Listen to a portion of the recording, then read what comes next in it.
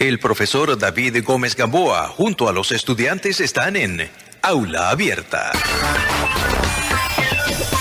2:33 de la tarde y continuamos con Aula Abierta, llevando el aula a todas partes por Luz Radio 102.9 FM y tratando el tema de la discriminación política, retaliación política.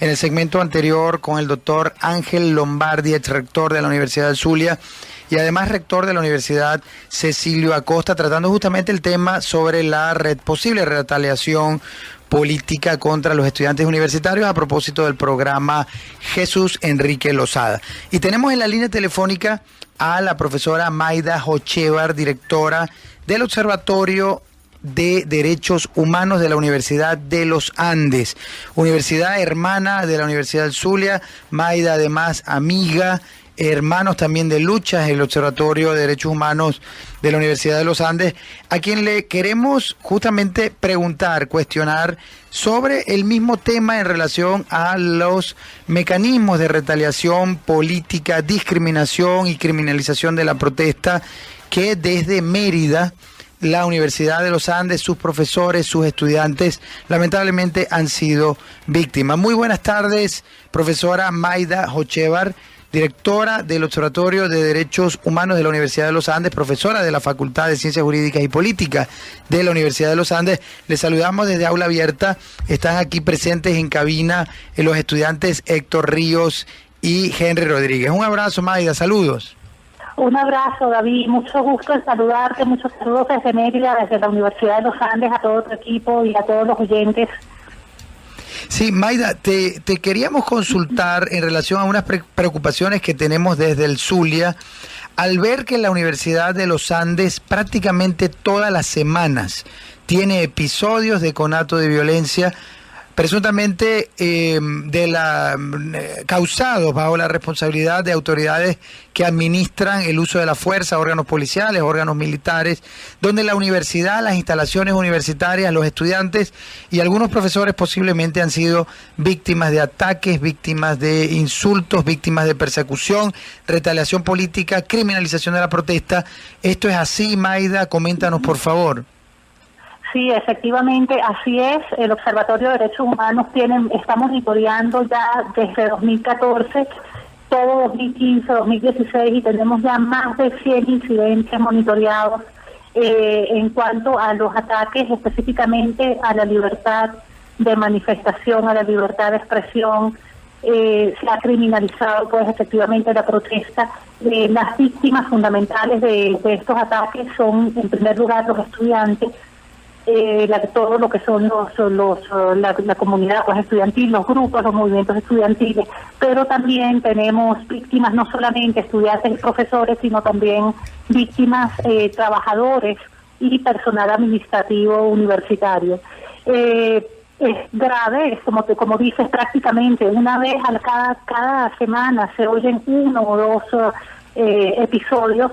¿Por qué? Porque realmente la universidad, pues, como no es un secreto para nadie, está padeciendo diferentes carencias, diferentes problemas que atañen no solamente por lo menos al tema del comedor, que ha sido últimamente una de las banderas estudiantiles, la lucha por el comedor, pero también hemos tenido, pues, graves insuficiencias en lo que se refiere a presupuesto para la adquisición de los insumos necesarios para la generación misma, digamos, para el trabajo mismo académico, ¿no? El trabajo de investigación en cuanto a bibliotecas, el trabajo de Internet, por ejemplo, acceso a Internet, el trabajo incluso, pues, de acceso a los reactivos y al material que se necesita en los laboratorios y las facultades, por ejemplo, de odontología, de medicina, ingeniería. Entonces, lógicamente, pues, frente a esta problemática, hay protestas y se expresa este malestar. Lo cual es un derecho, además, constitucional, sí. Así es, y cuando se expresa este malestar, ¿qué vemos?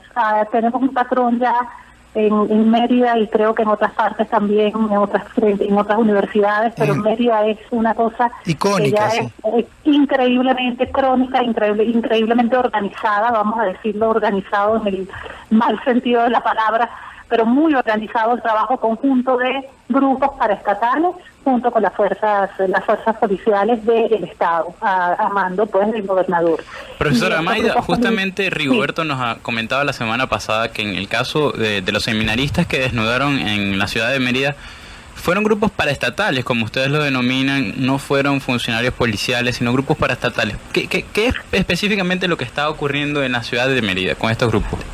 Sí, mire, hay unos grupos paraestatales muy organizados, ellos reciben órdenes, cada vez que hay alguna protesta o alguna manifestación, incluso ni siquiera una manifestación propiamente pública, sino cuando, por ejemplo, hay una convocatoria de los gremios, los universitarios, para tratar un tema que les aqueje y que les preocupa, tenemos inmediatamente, ellos conocen de esa reunión o de esa convocatoria y se apuestan pues en las afueras pendientes para agredir. Son grupos por lo general de motorizados, por lo general están fuertemente armados, a veces llevan identificación pues que demuestra su relación con el gobierno, a veces no, y atacan prácticamente, incluso están formados por mujeres y hombres. Las mujeres suelen atacar a las mujeres, ahora esa es el nuevo patrón. Los sí. hombres, sí.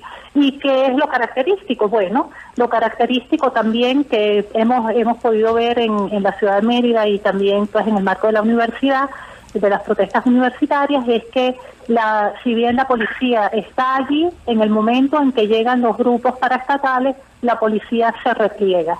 Muchas veces se repliegan, no se los ve, y estos grupos paraestatales entonces pueden actuar de manera impune, ¿no? Bueno, era la profesora Mayda Hochevar, a quien le agradecemos infinitamente su participación en el programa Aula Abierta del día de hoy. Mayda, te dejamos para contactar justamente a la profesora Ligia Bolívar del Centro de Derechos Humanos de la UCAP, quien nos va a hablar un poco del caso que está en la Corte Interamericana de Derechos Humanos justamente sobre la discriminación política a propósito de la aplicación de la lista de Tascón, a quien inmediatamente llamaremos. Y sí me interesa, antes de despedirnos de Mayda, comentar que este próximo jueves, tanto en la Universidad de los Andes, justamente organizado también por este programa Aula Abierta con el Observatorio de Derechos Humanos también de la ULA, la Comisión de Derechos Humanos de nuestra Facultad de Ciencias Jurídicas y Políticas de Luz, un evento para analizar el problema universitario desde la óptica de derechos humanos. Será entonces en la Universidad de los Andes el próximo jueves, aquí en la Universidad del Zulia.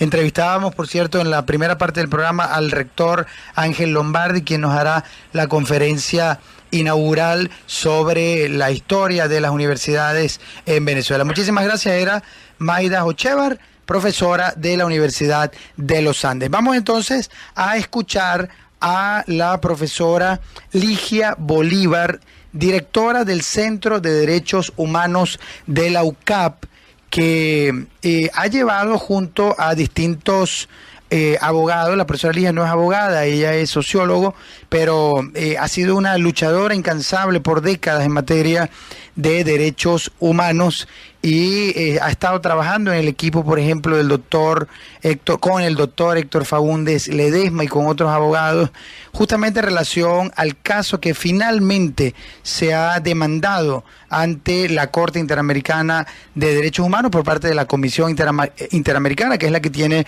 la legitimación activa para demandar ante la Corte sobre los discriminados a propósito de la lista de Tascón. Es el caso de Rocío San Miguel, quien en algunos futuros programas de Aula Abierta seguramente tendremos como entrevistada. Y un caso además muy sensible que interesa además aclarar. Por ejemplo, Henry, tú que eres bien joven y Héctor que son bien jóvenes, supongo que han oído de la lista de Tascón, ¿verdad? Claro. Sí, fue una lista un referéndum, un referéndum y se tomó esa lista como represión política. Mira, fue exactamente lo mismo que lo que quiere hacer, por cierto, hoy el gobierno nacional a propósito de las propias declaraciones de Diosdado Cabello y algunos voceros. Fue a mediados del 2000, 2003, 2004 y a partir de allí inclusive hasta ahora a propósito de la solicitud del referéndum, de la inscripción de las firmas para solicitar el referéndum revocatorio en aquel entonces contra el presidente Chávez.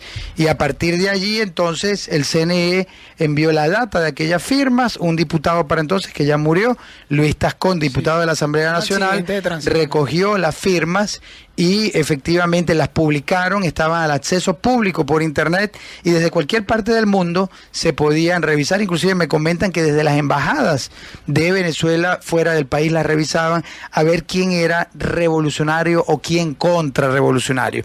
En aquel entonces el presidente Chávez justamente había dicho que los que firmaran en contra de él pues quedarían para la historia y llamaba a la discriminación. Tenemos entonces en línea a la profesora Ligia Bolívar, directora del Centro de Derechos Humanos de la UCAP, Universidad Católica Andrés Bello en Caracas, a quien le agradecemos infinitamente la gentileza de atendernos el día de hoy. Ligia, un fuerte abrazo. Tenemos aquí en la cabina 2 estudiantes universitarios pues ávidos de conversar contigo, Héctor Ríos y Henry Rodríguez. Un abrazo, Ligia. Hola, buenas tardes, David, Henry, Héctor. Bueno, muchas gracias de verdad, profesora, por atendernos. Ligia, sí, queríamos fundamentalmente que nos contaras un poquito, ya estábamos dando una pequeña introducción mientras hacíamos la conexión telefónica. ¿Qué fue eso de la lista de Tascón y en qué consiste este caso que finalmente después de muchos años se está demandando ante la Corte Interamericana de Derechos Humanos? Sí, la lista Tascón es el resultado de una gestión que hizo el presidente de la República en aquel momento, Hugo Chávez. Es decir, se da la activación de un mecanismo constitucional que es la solicitud de un referéndum revocatorio. Es un mecanismo de consulta que está previsto en la Constitución y a partir de allí, una vez que se consignan las firmas necesarias para activar el mecanismo, el presidente de la República solicita la lista de los que firmaron. Él ya había advertido que él iba a pedir todos los nombres y que se iba a enterar con nombre, apellido, cédula y huella, así mismo lo dijo, de quienes habían activado el referéndum revocatorio, ¿ya? Entonces él pide la lista y el diputado Luis Tascón lo que hace es publicarla en una página web que él creó a ese efecto. A partir de ese momento se produce una especie de cacería de brujas, a través de la cual simplemente cualquier persona que era ubicada en la lista Tascón, que fue como se conoció esta situación, con el simplemente metiendo el número de cédula en esa página web de lista Tascón, se sabía si esa persona había o no firmado para la activación del referéndum. Claro, lo que decía no era eso, lo que decía la lista es, firmó, es un traidor. Sí, sí, usted ha participado en un megafraude electoral. Lo insultaban al que ejerció el derecho político, ¿no? Exacto, o sea, era una criminalización abierta de la persona que había simplemente hecho uso de un derecho constitucional. Y a partir de ese momento, pues entonces esa lista se empieza a usar, se metía el teléfono, la cédula de la persona, y eso impedía que esa persona tuviera acceso a un cargo o fueron despedidos por haber aparecido en la lista. Acceso a un cargo público, acceso a una beca, acceso a una concesión, a cualquier tipo de negocio con el Estado, ¿no? Nosotros en el Centro de Derechos Humanos trabajamos, una de nuestras líneas de trabajo es precisamente el derecho a la participación política, y consideramos que esto constituía una retaliación inaceptable que formaba parte de una persecución basada en discriminación política, es decir, que constituye una violación del derecho a la participación. Podríamos decir que esto fue un apartheid pacífico, algo muy político, parecido. Sí. Bueno, depende de lo que consideremos pacífico. O sea, una persona que no consigue nunca más en su vida trabajo en la administración pública y que toda la vida lo que había hecho era eso, es una muerte en cámara lenta. ¿Ya? Bueno, profesora Ligia, yo recuerdo, yo tenía como 8 o 9 años cuando eso sucedió, pero yo sí recuerdo que, bueno, yo soy de Falcón, yo sí recuerdo que muchas personas le preguntan, mira, pero no consigo trabajo, y las otras personas le dicen, pero tú firmaste, sí, yo firmé, bueno, con razón. Entonces, no te quejes, ¿no? Parece una cosa natural. Sí, y no es que parecía, es que es algo natural, sucedió así de esa manera, y yo pero lo he parece, escuchado. no es natural, es absolutamente inconstitucional. No, parece. exacto, pero claro. La gente lo percibe como algo normal. Exactamente. Entonces, para mí era contradictorio, e incluso uno lo decía a través de chistes, mira, tu papá trabaja, y cuando los alumnos, los compañeros de uno le decían, no trabaja, eso fue que firmó. Uno inconscientemente lo decía. ¿Qué transferencia tiene este tipo de acto en las nuevas generaciones, en los más jóvenes? Sí, cómo se está replicando además hoy a propósito de un mismo fenómeno de solicitud, en los nuevos liderazgos políticos, que vieron eso y que lo pueden transmitir a las nuevas generaciones. Y que lo pueden repetir también. Sí. Bueno, se dio una situación bien interesante, o mejor dicho, una situación bien interesante. Cuando nosotros pusimos a disposición de la población nuestros servicios diciendo, mira, esto es ilegal, es inconstitucional y estamos dispuestos a apoyarte si tú quieres ejercer acciones para recuperar tu empleo, lo que hayas perdido. Yo pensaba que la cola de gente iba a darle la vuelta a la Universidad Católica y no fue así. Nos llegaron solamente 20 casos. De esos 20 casos que nos llegaron, 18 dijeron, cuando les dijimos, bueno, estamos dispuestos a acompañarlo, ¿qué quiere hacer? No, la respuesta era, mira, es que mi esposo trabaja todavía en la administración pública, o es que mi hijo tiene una beca de no sé qué cosa. O sea, había muchísimo temor. Solamente hubo 2 casos en los cuales las personas estuvieron dispuestos a progresar, a seguir avanzando. De esos casos, uno se ganó en instancias nacionales y se logró el reenganche de la persona que había sido votada. Y el otro caso es precisamente el de estas 3 mujeres que van ahora a la Corte Interamericana de Derechos Humanos. Cuéntanos de ese caso, de Rocío San Miguel y Sí, Rocío San compañía. Miguel, Thaís Peña y Magali Chan. Son 3 mujeres que trabajaban en el Consejo Nacional de Fronteras. Sí. Fueron despedidas por quien en aquel momento era el ministro de Relaciones Exteriores, que se hace llamar defensor de derechos humanos, José Vicente Rangel, padre. Y bueno, ellas dieron toda la pelea, dimos con ellas también toda la pelea interna, se pasó por todas las instancias, se agotaron los recursos internos a nivel laboral, etcétera, y se llegó finalmente a la Comisión Interamericana, la cual hace poco pues decidió llevar el caso. ¿Cuántos años pasaron, Ligia, para que la Comisión Interamericana interpusiera la demanda ante la Corte Interamericana?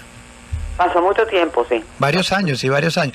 Sí. Ahora, en relación a lo que comentaba Henry, el mensaje a las generaciones actuales, ¿no? Sí, a eso iba. Sí. Fíjate la diferencia. En aquel momento, cerca de 20 casos y solamente son 2 casos se atrevieron a denunciar, ¿no? Todas mujeres, por cierto. Ese mismo fenómeno se vivió posteriormente. Bueno, hubo un hecho que fue como una especie de fantasma de la lista Trascón, que fueron las primarias de 2012, ¿ya? Okay. Donde la Mesa de la Unidad Democrática le garantizó a los que participaron en las primarias que su nombre no se iba a conocer, y sin embargo el Tribunal Supremo de Justicia, una de esas sentencias súper irregulares que ellos suelen, con los que suelen sorprendernos,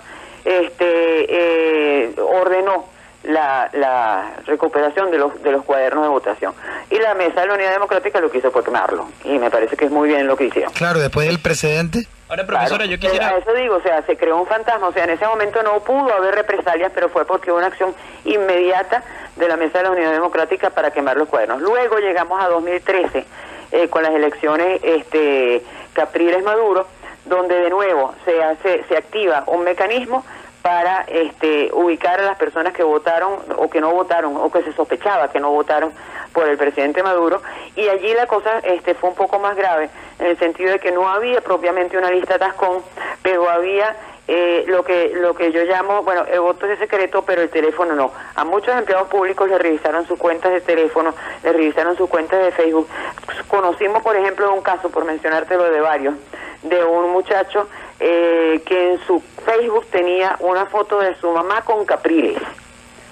Y por esa razón ese muchacho fue despedido. Bueno, No fueron despedidos porque no habían asistido a las marchas, o sea, se penalizó la indiferencia, ¿ya? Correcto, sí, correcto. Luego pasamos a 2015, donde de nuevo, el 6 de diciembre, hubo una cacería de brujas, ahí se amplió, porque no solamente fue retaliación en materia laboral, sino que se comenzó ya a hablar, y lo dijo el mismo presidente Maduro, tú no me apoyaste, no me diste tu voto, y yo tenía con qué construir yo tengo con qué construir no sé cuántas viviendas, pero estoy pensando si lo voy a hacer, no porque no tenga los recursos, sino porque tú no me apoyaste. Sí, es Esa fue terrible. la palabra de Maduro, ¿ya? Profesora, y yo tuvieron creo que- retaliaciones en O si tú me viviendas, apoyas, te doy una bolsa de comida o no te la doy. canaimitas con todo. Increíble, Yo le increíble. quisiera preguntar, ¿qué de similar tiene lo sucedido con todo lo sucedido con la lista de Tascón y los sucesos posteriores que nos encuentra comentando con lo que acaba de suceder actualmente? El CNE es legal y aparte legítimo que publicara esta lista en la página del CNE. El propio Consejo Nacional Electoral es quien publica esta lista, y que bueno, que hemos visto que ha traído consecuencias como el caso de las becas GEL aquí en Maracaibo, en el estado Que Zulia. afortunadamente, bueno, fue revocada la Sí, pero la también decisión. el despido Pero- de las funcionarias pero del se dio. CENIAT, que todavía eso, las funcionarias se Sí, encuentran... la entrevistamos en Aula Abierta el jueves pasado, por cierto, Ligia, una funcionaria despedida del CENIAT. y tenemos por allí pues varios casos, ¿no? Entonces yo quisiera preguntarle qué de similar tiene lo que está sucediendo en estos momentos con la lista de las personas que firmaron por el referéndum, la iniciativa del referéndum revocatorio y la lista Tacón de 2004. Sí, este es el quinto episodio, ¿ya? Fíjate que hice un recuento y este es el quinto episodio. El quinto como ahora, hitos en la historia, sí. Si es legal o no es legal que el CNE publique las listas, mira, eso no debería ser objeto de problema. Lo grave es que se utilice una información, sea de carácter público o privado, para discriminar, para hacer retaliación, claro, hacer segregación y discriminación de carácter político, o sea, por motivaciones políticas contra gente que simplemente está activando un mecanismo inconstitucional. Ejerciendo un derecho político. Sí, totalmente lógico lo que nos dice, profesora. Es algo tú tampoco podrías que no tendría problema con ser firmas público. Para una ley porque por iniciativa popular, porque entonces el CNE se va a meter a verificar las firmas y las va a publicar. O sea, estamos cayendo en una situación realmente ustedes mismos lo decían, de un grandísimo apartheid, de una grandísima discriminación, de que cualquier acto ciudadano se convierte en blanco de represalias. Eso es absolutamente necesario. Y lo más desfachatado, el problema es cómo se usa la lista. Claro, y lo más desfachatado es la actitud además sistematizada, continua, recurrente de las autoridades del gobierno. Fíjate las palabras de Diosdado Cabello hoy diciendo que garantizaba que no iba a haber referéndum revocatorio, o sea, lo garantiza además, ¿no? Sí.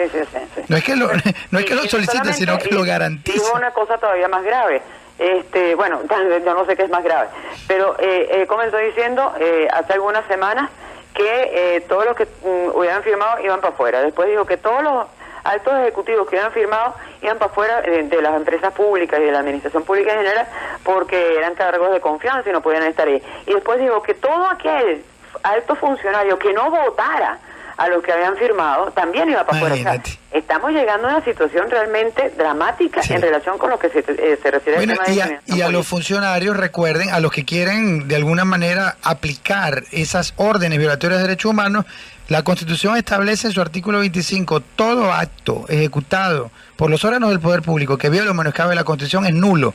Y ojo, no les sirven de excusas a los funcionarios seguir órdenes superiores.